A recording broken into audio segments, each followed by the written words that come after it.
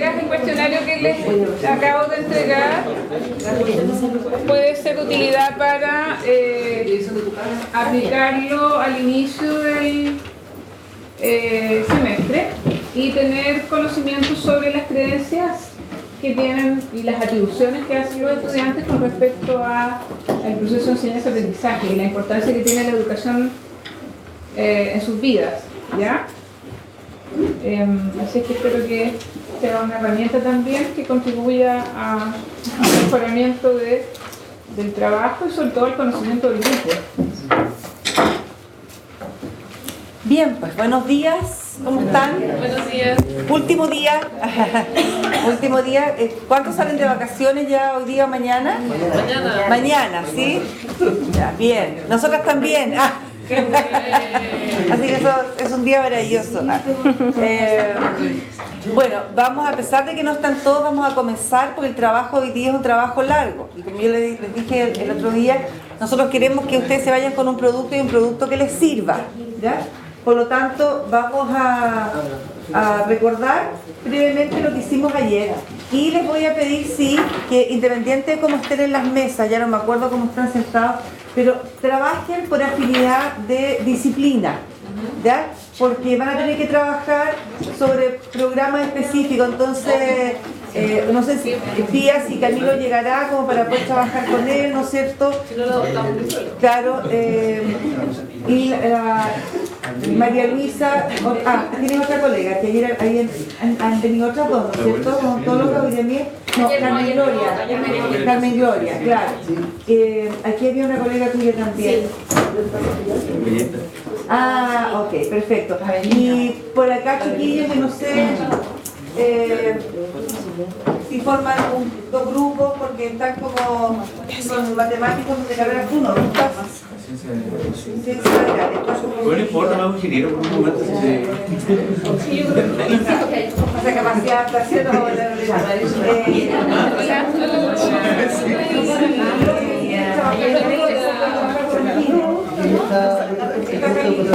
entonces, para que trabajen con vía, porque es más parecido a la insulina, ¿ya? Y acá,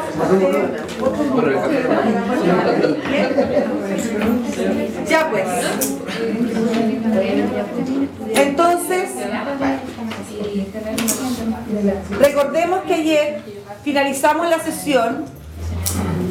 Ahí llegó otro miembro del equipo de odontología, está muy bien.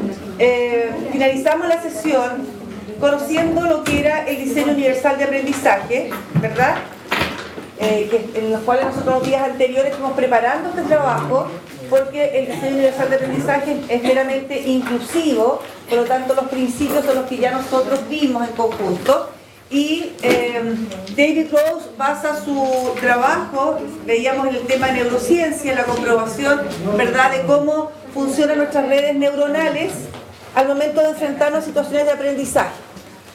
Y fundamentalmente dijimos que independientemente de que todos los seres humanos aprendemos diferente y nuestra forma de aprender es tan diferente como nuestra huella digital, sí tenemos algo en común, y es que a todos se nos activan 3 redes neuronales. Y estas 3 redes neuronales, ¿no es cierto?, era la red del reconocimiento, la primera que era del qué, la red de la estrategia y la red de la parte afectiva, el compromiso que yo establezco con mi nuevo aprendizaje, ¿verdad?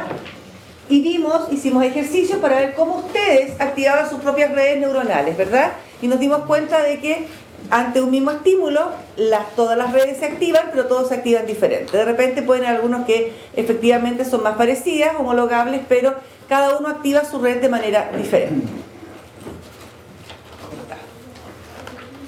Y vimos cómo funcionaban las redes, ¿no es cierto? Que hay un detonante de esta activación de estas redes, que obviamente es el estímulo que el docente pone a los estudiantes y que se produce como una reacción en cadena, ¿verdad?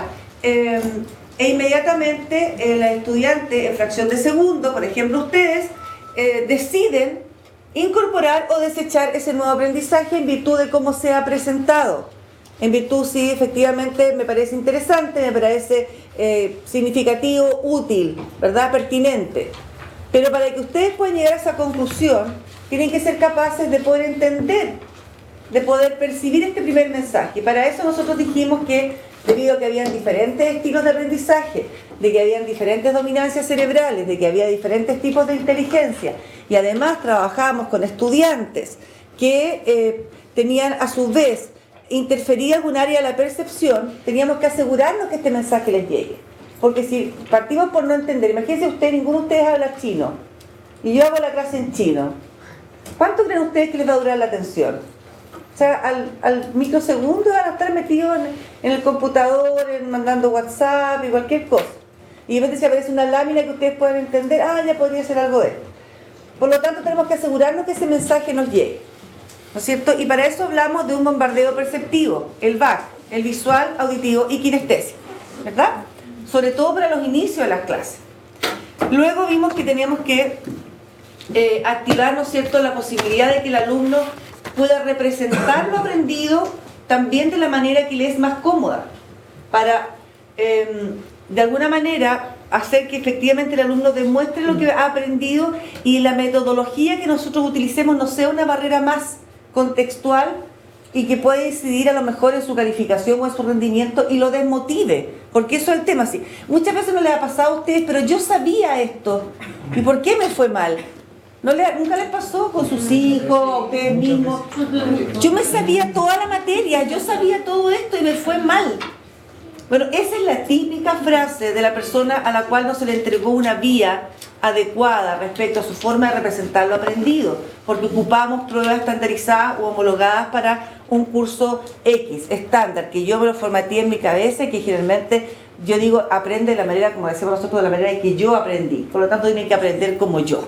Y el que no aprende como yo, adelante. Problema, ¿verdad? Y finalmente tenemos nosotros que preocuparnos de que efectivamente ese aprendizaje el alumno lo quiera aprender, independientemente de que él pueda pensar que eso no le sirve. Nosotros tenemos que hacer que el alumno entienda que eso le sirve, porque tenemos que activar su motivación. Y cuando los aprendizajes son serios, cuando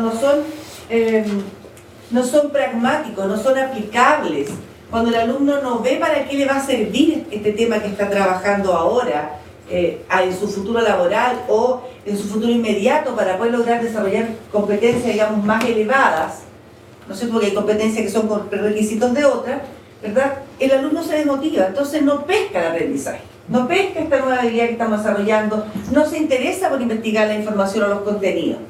Y por lo tanto tenemos nosotros que trabajar fuertemente el tema de la motivación. Y esa responsabilidad nuestra. Nosotros tenemos que ver de qué manera yo le hago la situación de aprendizaje, nueva información, se la hago atractiva. Incluso cuando conversamos el otro día con esta mesa, ¿te acuerdas que tú me decías, pero para nosotros es un poco difícil porque en realidad es un tema?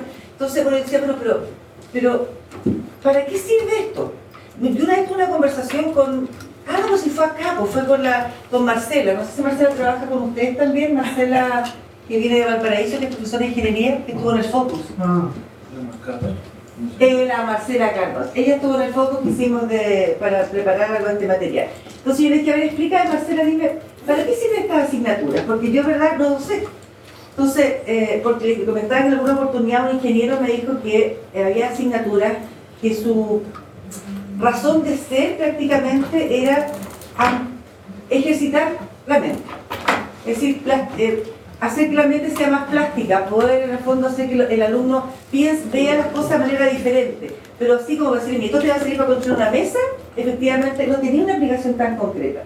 Entonces, esas cosas son como un poco complejas, porque ¿quién decía el otro día? La adolescencia dura hasta los 27. O sea, un chiquillo de 17, 18 años. Yo me imagino, cuando se enfrenta a esos ramos que en el fondo matan pajaritos, o sea, cálculo, álgebra, y que el nivel de mortandad es enorme, ¿no es cierto?, los primeros años de la ingeniería, porque es así. Debe ser complejo un poco entender, a no ser que tengas una cosa como así ya sabrosa por las matemáticas y por los desafíos de poder lograr resultados y descubrir cosas. Entonces, tiene que tener una aplicación concreta. Si no puede ser solamente por el hecho de ser, de manera que todo el mundo enganche y no piense que efectivamente esto es como para llenar un espacio en el currículum, sino que tiene una razón súper importante de ser, ¿ya? Bien, y entonces ayer empezamos a conversar respecto a este trabajo de cómo hacerlo, y yo les pedí que hoy día trajeran todos sus elementos, porque vamos a empezar por partes, ¿cierto? Pero con los mismos trabajos que hicimos ayer. Ayer nosotros definimos los elementos de una planificación solamente para poder adecuarnos a este formato del modelo pedagógico de la UAS, ¿verdad? Trabajamos con la planificación hacia atrás.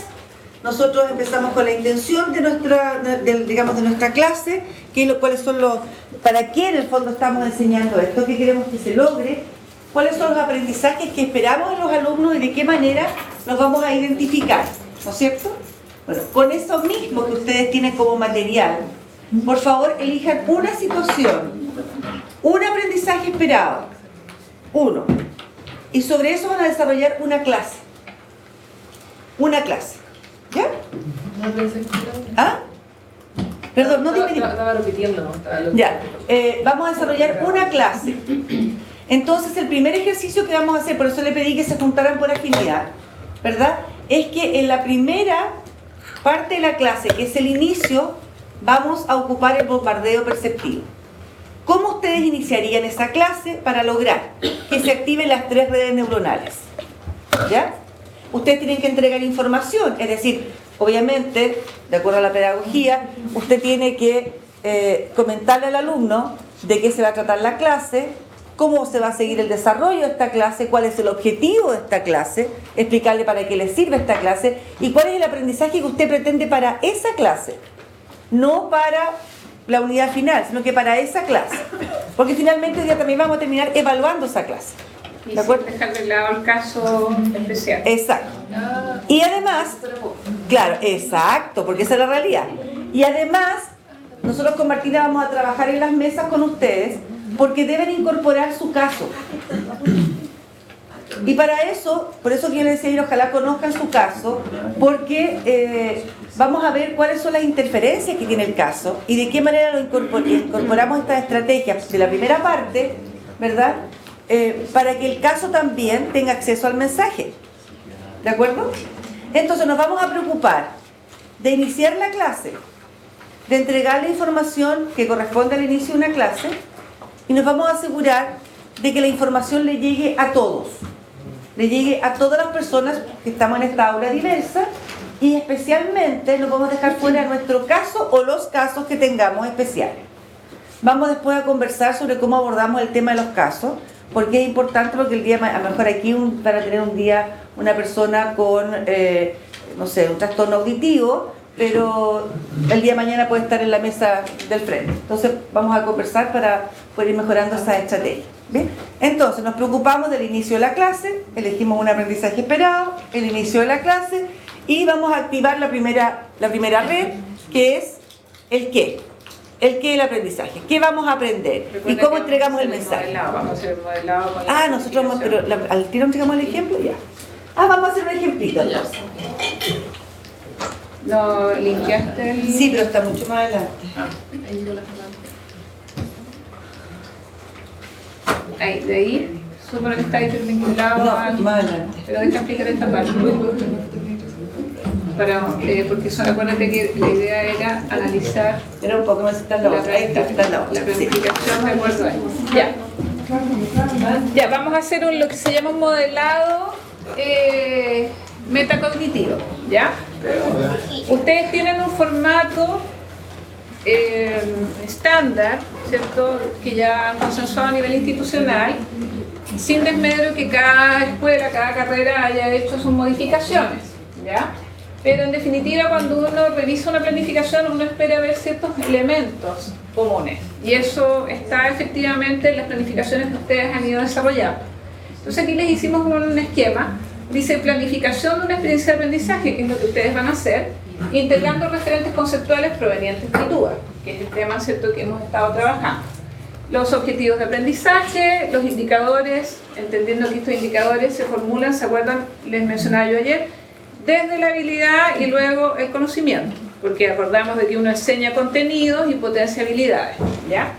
Esta secuencia didáctica está intencionada a propósito de el DUA, se hicieron algunos ajustes, pero como ustedes ven, ¿cierto? El esquema es bastante fácil de seguir en cuanto a que la primera parte, ¿ya?, de esta secuencia, que es lo que se denomina el inicio de la clase, ¿ya?, la denominamos contextualización del aprendizaje, porque en definitiva ese es el propósito, ¿ya?, que debiera cumplirse en esa etapa de la sesión, ¿ya? El estudiante debiera tener sumamente claro qué es lo que va a aprender. Entonces, homologamos ese inicio o contextualización del aprendizaje con la activación de las redes de reconocimiento. Es decir, el gran propósito de esta etapa de la clase es que el estudiante identifique qué es lo que va a aprender, ¿ya? Y lo que hicimos fue formular algunas preguntas, ¿ya?, que en definitiva apuntan a describir cómo voy a actuar yo, cómo voy a intencionar ese reconocimiento, cómo voy a intencionar el que el estudiante efectivamente identifique qué es lo que debe aprender. De acuerdo a eso, ¿cierto?, indudablemente está la activación de los conocimientos previos, porque hemos visto que sin recuperar nuestros esquemas difícilmente vamos a poder entrar en tierra derecha, ¿ya? Ahora, para activar los conocimientos previos hay distintas formas. Puede ser, ¿cierto?, como la revisión que acaba de hacer Ivana, o puede ser como completar la matriz que completaron ustedes ayer, ¿se acuerdan? O bien podría ser planteando un problema que apunte a una situación breve, o con un video, que apunte a hacer una breve discusión y que a través de esa discusión se pongan en juego los conceptos que se han ido trabajando previamente, ¿ya? ¿Qué otro elemento? Recursos que ustedes emplean para facilitar la representación del contenido. ¿Qué habilidades se potencian para procesar la información? Esas debían ser, o a ustedes podrían surgir otras preguntas, pero por lo menos ahí tenemos algunas que podrían servir para que el inicio de la clase, ¿ya?, cumpla el propósito de delimitar claramente al estudiante cuál es el propósito de su trabajo, qué es lo que él debe aprender. ¿Ok? Ya. En el desarrollo de la sesión, que le pusimos ahí concreción de la experiencia de aprendizaje, que es la más contundente, ahora si nosotros lo miráramos desde la teoría de procesamiento de información, ya aquí podríamos tener la entrada, la elaboración y la salida, ¿ya? Como estamos, digamos, trabajando desde el diseño universal de aprendizaje, hay muchos elementos en común ahí, lo relacionamos con la segunda activación, que es la acción estratégica, ¿ya?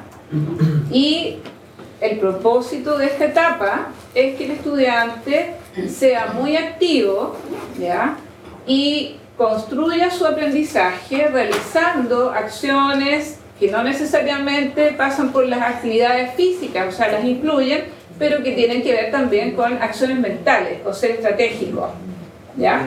O sea, yo puedo estar sumamente activo y quieta en mi asiento, pero estoy, ¿cierto?, desarrollando una serie de pasos a nivel mental. ¿Qué actividades se plantean para favorecer la acción y ejecución de los estudiantes? ¿Qué clase de conflictos cognitivos se plantean? Porque indudablemente, como señalaba Ivana recién, si hay una barrera lingüística, mi atención va a bajar inmediatamente y me voy a dedicar a hacer otra cosa. O si lo que me están planteando no me provoca ningún desafío, no me remueve ningún esquema, probablemente voy a buscar otro elemento más interesante en que ocupar, ¿cierto?, mi cerebro, ¿ya? ¿De qué manera conduces el proceso? ¿Cómo interactúas durante ese proceso?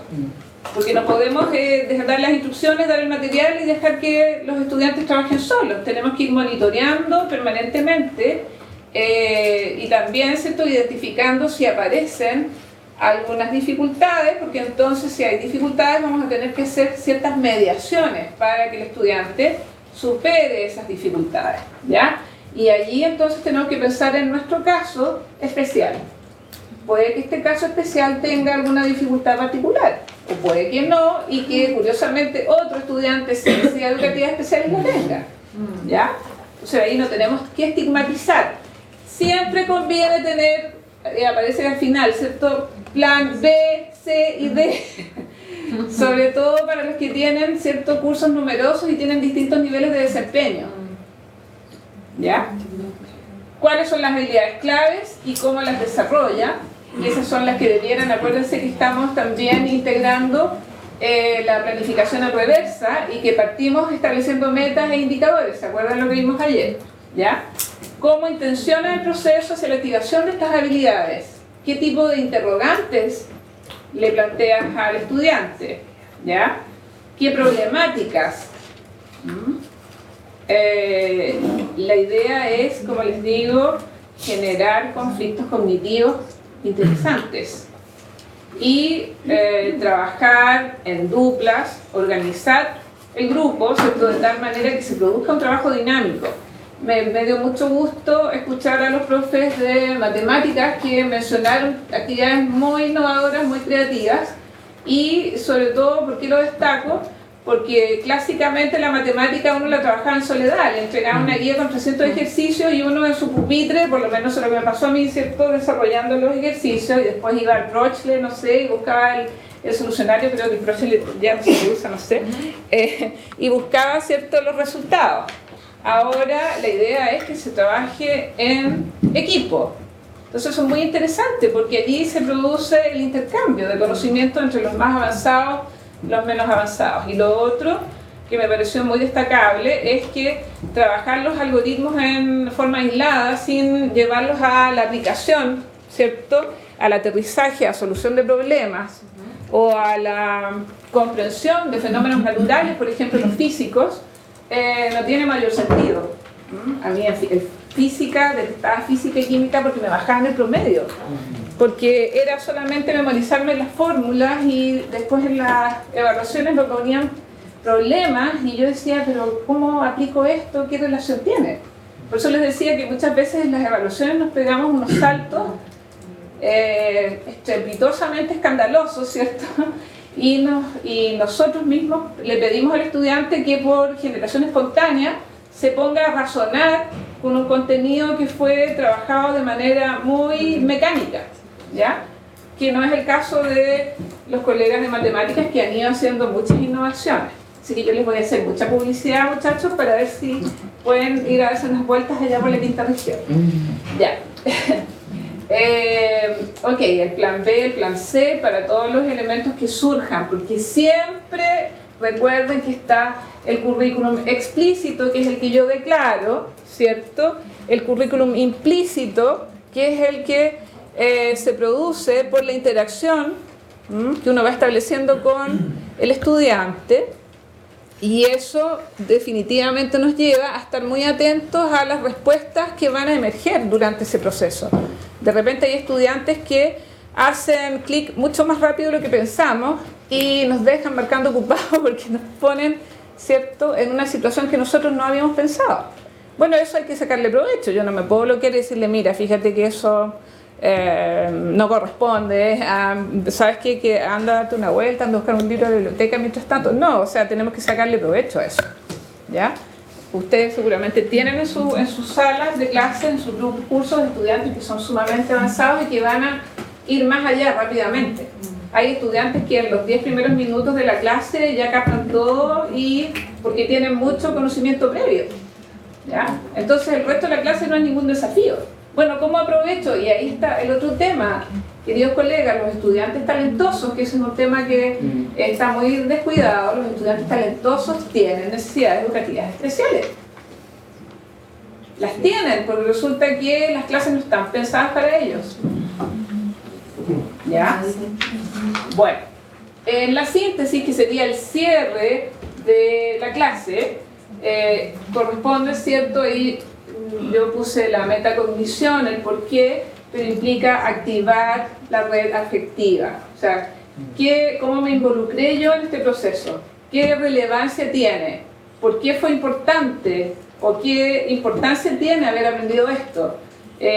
¿Cómo lo resolví? ¿Qué errores cometí? ¿Cómo puedo evitar que esto ocurra? ¿O cómo puedo transferir esto a otra situación? ¿Ah? Y esto podría cerrarse también con una situación nueva donde el estudiante pueda aplicar, ¿cierto?, lo que estuvo trabajando durante el desarrollo. De qué manera se provoca entonces la toma de conciencia sobre el valor de lo aprendido y cómo releva su trascendencia. ¿Qué habilidades importantes son importantes para hacer la transferencia, ¿ya? Estas son algunas de las interrogantes que les proponemos para que ustedes analicen. Ustedes tienen esta diapositiva. Eso está en la página 35 de la guía pedagógica. Sí. Está separado cada una de las partes de la secuencia didáctica. Sí. ¿Ya? Por si les es muy complejo leerlo en la diapo, está para este trabajo en la página 35. Todos andan con su manual, ¿cierto?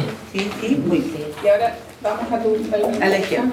Vamos a darle un ejemplo de la primera parte, vamos a ir por parte, de la primera parte. Este ejemplo, mírenlo con harta, digamos, con generosidad, porque es de profesores en formación de tercer año de pedagogía en diferentes especialidades, ¿no es cierto? Y es el trabajo de una alumna mía de pedagogía en lenguaje y comunicación, castellano, no sé si se volvió a llamar ahora, ya la han cambiado todos los años. ¿Se llama castellano? Es que te prometo, ¿sabes? Como ya es psicótico el tema ya, o sea, cambiarle nombre a las asignaturas, pero bueno. Y vamos a ver entonces cómo entendió esta alumna con su equipo de profesores de lenguaje el inicio de la clase mediante el DUA. Absolutamente perfectible porque obviamente es una alumna, o sea, ella no es una profesional recibida todavía. Pero vamos a bajar esto para un segundo medio.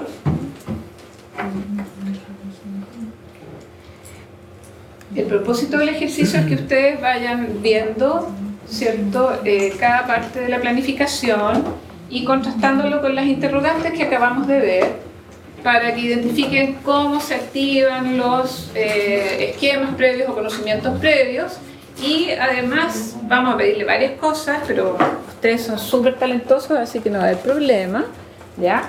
Que dentro de lo posible, para que ya se vayan apropiando de esto, vayan respondiendo con esta pautita. Si ustedes ven reflejados estos principios, ¿ya?, en la descripción que está haciendo esta futura profesora, ¿ya? ¿Todo el mundo tiene esta pauta? ¿Hay alguien que no la tenga? Los que llegaron al último.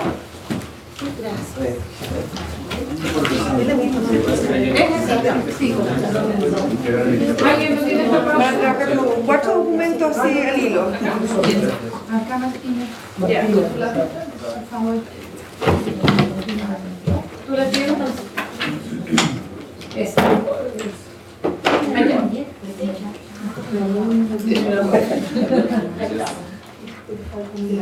Ya. Por favor, los especialistas en lenguaje entiendan de que esta es una estudiante, por lo tanto puede haber efectivamente algún error metodológico, pero nosotros encontramos que la forma en que ella interpretó este tema de dar las diferentes opciones de comprensión, de que el mensaje llegue, de recepción del qué del aprendizaje, fue interesante, ¿ya?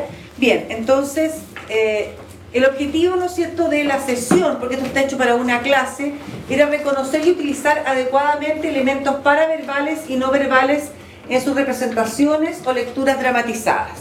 Ese es el objetivo clase, que es parte obviamente de la sesión 1 de la unidad 1, que tiene otro nombre, no sé.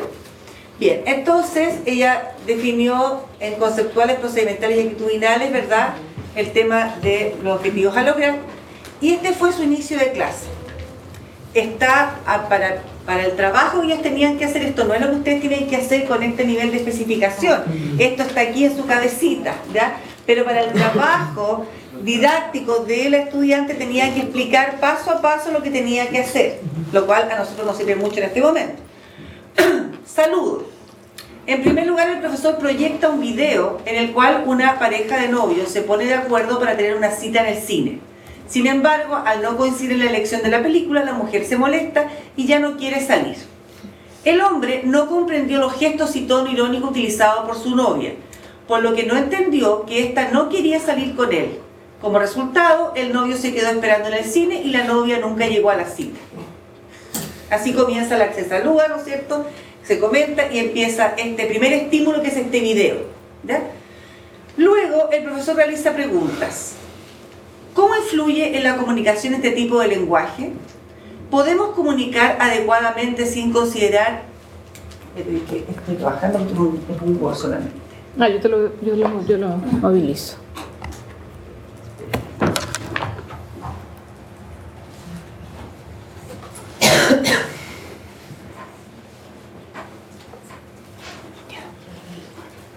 Sin considerar los lenguajes paraverbal y no verbal, ¿les ha ocurrido una situación similar a ustedes?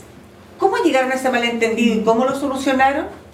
Luego el profesor proyecta un PowerPoint con diferentes imágenes de personas mostrando alguna emoción, enojados, felices, tristes, asustados, etc. Muestra la primera imagen y les pide que imiten la emoción y además que agreguen una oración que les parezca acorde con el sentimiento. El profesor lo hace primero, modela. Ejemplo, imagen de una niña corriendo feliz. El profesor adopta una actitud feliz y dice: por fin es viernes, me iré corriendo a jugar. Luego, cada 4 alumnos, el profesor cambiará la imagen de manera que estos repitan el ejercicio siguiendo diferentes emociones. Una vez terminado el ejercicio, el profesor pide a los alumnos que escuchen diferentes audios donde están expresando emociones, por ejemplo, una carcajada, un llanto, un grito desesperado, etc. A medida que suena el audio, pregunta en general a qué emoción corresponde el sonido. Finalmente, para terminar, el profesor les muestra a los alumnos un video con diferentes expresiones artísticas del área del teatro, el cine y la televisión, en las cuales se muestra el uso de elementos paraverbales y no verbales. La idea es que observen la gran variedad de formas de expresión que existen para llevar a cabo alguna escena en particular. El profesor guía la actividad haciendo preguntas. ¿De qué manera expresa las emociones el actor Charles Chaplin? ¿Con qué finalidad los actores alzan o bajan la voz? ¿Qué mensaje puede entregarse por medio de los movimientos corporales? Finalmente, el profesor plantea el objetivo de la clase, recién ahí, luego de tener todo, ¿no es cierto?, este trabajo previo.